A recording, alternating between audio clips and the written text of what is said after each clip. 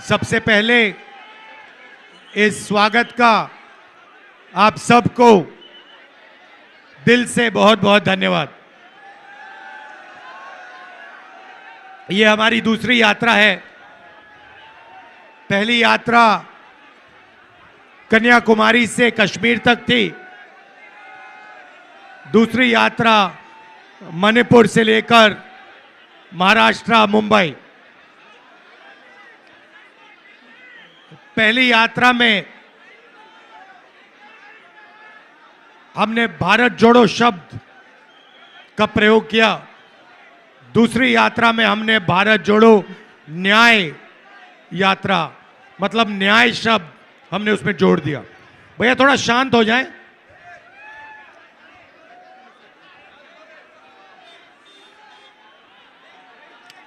जब हम पहली यात्रा पे चल रहे थे, बहुत सारे लोग आए, कहते देखिए आप कन्याकुमारी से कश्मीर तक चल लिए, मगर ऐसे बहुत प्रदेश हैं जहां आप गए नहीं। उड़ीसा नहीं गए, गुजरात नहीं गए, छत्तीसगढ़ झारखंड नहीं गए, तो आपको दूसरी यात्रा करनी चाहिए। न्याय शब्द क्यों जोड़ा? क्योंकि पहली यात्रा में पता लगा कि जो हिंसा फैल रही है उसका कारण अन्याय है।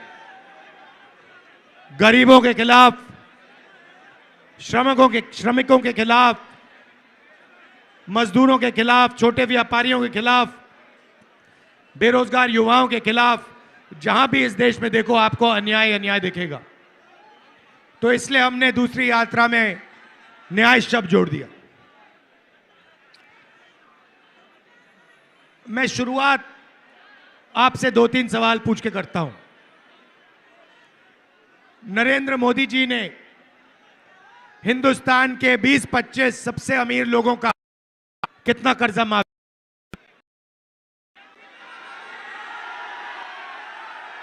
कितना? नहीं, हजारों करोड़ नहीं, 16 लाख करोड़ रुपया। अब आम आदमी को यह नंबर समझ ही नहीं आता। अदानी को समझ आ जाता है, मगर आम आदमी को समझ नहीं आता। 16 लाख करोड़ रुपए कितना होता है मैं आपको बताता हूं। एक साल मनरेगा को चलाने में 65,000 करोड़ रुपए लगते हैं। मतलब नरेंद्र मोदी ने मनरेगा का 24 साल का पैसा 20-25 लोगों को दे दिया। किसानों का कितना कर्जा माफ किया नरेंद्र मोदी ने? बुनकरों का कितना माफ किया? छोटे व्यापारियों को कितना किया? जो ये युवा कॉलेज की पढ़ाई के लिए, ट्यूशन के लिए कर्जा लेते हैं, उनका कितना माफ किया?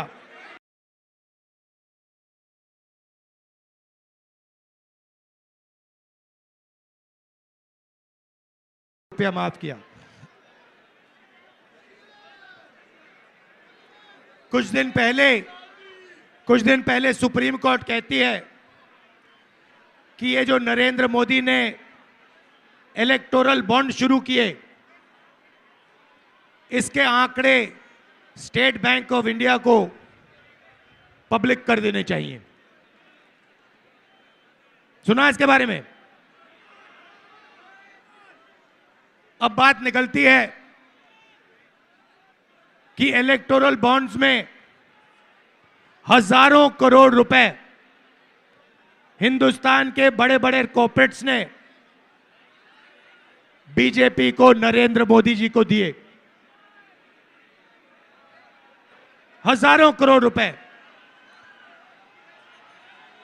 जो भी कॉन्ट्रैक्ट हिंदुस्तान की सरकार देती है, जिस भी कंपनी को देती है, उसका इलेक्टोरल बॉन्ड्स के माध्यम से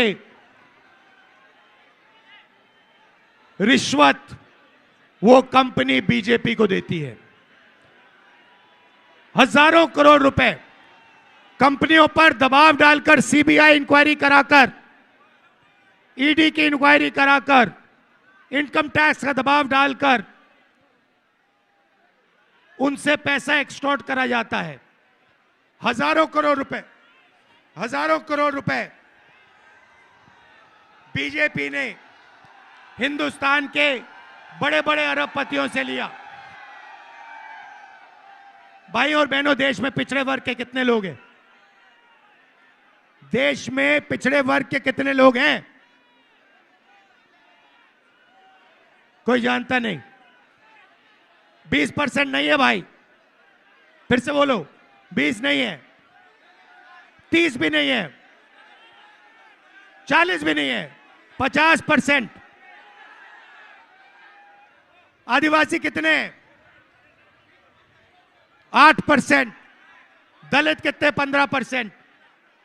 माइनॉरिटी कितने? 15%। 50 में 15 जोड़ो कितना होता है? 65। 65 में 15 जोड़ो कितना होता है? 80 में 8 जोड़ो कितना होता है? 88। आपकी आबादी 88% है, उसमें 5 जनरल कास्ट के गरीब लोग जोड़ दो। मुझे बताओ, इस देश में आपकी भागीदारी कहां है?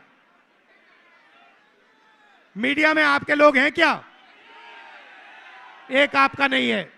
90% का मीडिया में एक आदमी नहीं दिखेगा, इसीलिए मीडिया वाले आपकी बात नहीं करते। कभी मीडिया में आपने कभी किसानों की बात होती हुई देखी?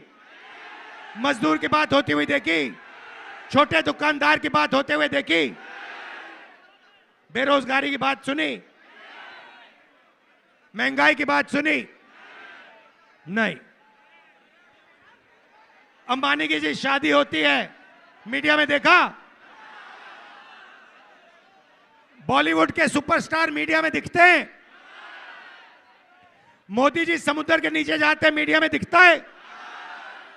मोदी जी कहते हैं थाली बजाओ, मीडिया में दिखता है? मोदी जी कहते हैं सेल फोन की लाइट जलाओ, दिखता है? क्यों? क्योंकि आपके तो वहां कोई है ही नहीं, मीडिया में आपका कोई नहीं। हिंदुस्तान की 200 सबसे बड़ी कंपनियों की लिस्ट निकालो, मालिकों की लिस्ट निकालो, उसमें 90% का कोई नहीं।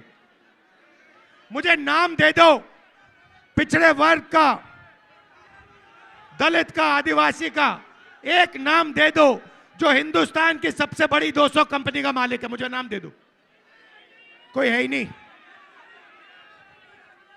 सरकार की बात करें, 90 लोग हिंदुस्तान की सरकार चलाते हैं, पूरा का पूरा बजट वो बांटते हैं।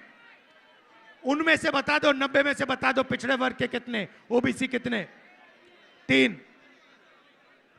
100 रुपए अगर हिंदुस्तान की सरकार खर्च करती है, ओबीसी वर्ग के अफसर 5 रुपए का निर्णय लेते हैं। दलित 3, 100 रुपए खर्च होते हैं, दलित अफसर 1 रुपए का निर्णय लेता है 100 रुपए में से। और आदिवासी 100 रुपए खर्च होते हैं तो 10 पैसे का निर्णय लेता है। प्राइवेट अस्पतालों के मालिक की लिस्ट निकालो, वहां 90% का कोई नहीं। प्राइवेट स्कूल कॉलेजेस की लिस्ट निकालो, वहां 90% का कोई नहीं। तो आप लोग हो कहां? आप लोग मजदूरी करते हो। ये जो फ्लाईओवर बनाए ना, ये 90% ने बनाया है। ये जो सड़क बनी है, ये 90% ने बनाया है। मगर इसका जो पैसा बना है वो 5% के बैंक अकाउंट में गया है। ये हिंदुस्तान की सच्चाई है। इसलिए हमने न्याय शब्द भारत जोड़ो यात्रा में लगा दिया।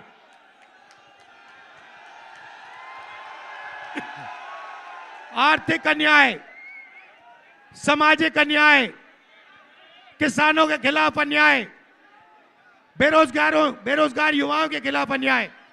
किसान कहता है हमें एमएसपी दे दो, मिनिमम सपोर्ट प्राइस दे दो। नरेंद्र मोदी जी कहते हैं नहीं मिलेगी, मर जाओ तुम्हें नहीं मिलेगी। हमने मैनिफेस्टो में लिख दिया, जैसे ही हमारी सरकार आएगी हिंदुस्तान के किसानों को मिनिमम सपोर्ट प्राइस, कानूनी मिनिमम सपोर्ट प्राइस हम दिलवा देंगे। तो ये लड़ाई है भाइयों और बहनों। एक तरफ नरेंद्र मोदी जी हिंदुस्तान के 20-25 अरबपति, और दूसरी तरफ हिंदुस्तान की गरीब जनता, बेरोजगार लोग, पिछड़े, दलित, आदिवासी, माइनॉरिटी, गरीब जनरल कास्ट के लोग।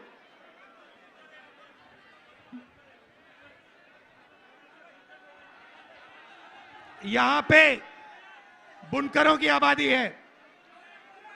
आपका नरेंद्र मोदी जी ने कभी कुछ किया? कर्जा माफ किया,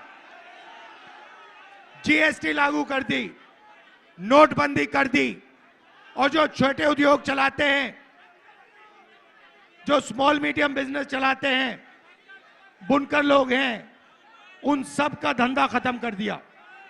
ये जो दुकानदार हैं, स्मॉल मीडियम बिजनेस वाले, इनको सबको खत्म कर दिया। क्यों? क्योंकि वो सबसे बड़े अरबपतियों की मदद करना चाहते हैं। तो ये मेरा मैसेज है आपके लिए। आप लोगों को जागरूक होना पड़ेगा। आपके जेब में से हर रोज पैसा निकाला जा रहा है, वही 20 लोगों के जेब में जा रहा है। जग गया, उस दिन ये सब बंद हो जाएगा और हिंदुस्तान की राजनीति बदल जाएगी। आप मुझसे पूछो पहला कदम क्या है, मैं बताता हूं। पहला कदम जाति जनगणना, सबकी गिनती। इस देश में दलित कितने, आदिवासी कितने, गरीब जनरल कास्ट के कितने, पिछड़े कितने, माइनॉरिटी कितने। उसके बाद आर्थिक, फाइनेंशियल और हिंदुस्तान की हर संस्था का सर्वे, जुडिशरी में कितने, बड़ी बड़ी कंपनियों में कितने, मीडिया में कितने, ये दूध का दूध पानी का पानी हम कर देंगे।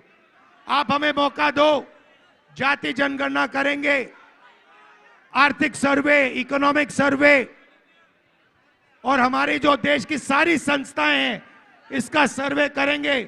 हिंदुस्तान में क्रांतिकारी काम हो जाएगा, बदलाव शुरू हो जाएगा। आप सब ने यहां इतने प्यार से मेरी बात सुनी, इसके लिए दिल से आपका धन्यवाद करता हूं। बहुत बहुत धन्यवाद। नमस्कार, जय हिंद।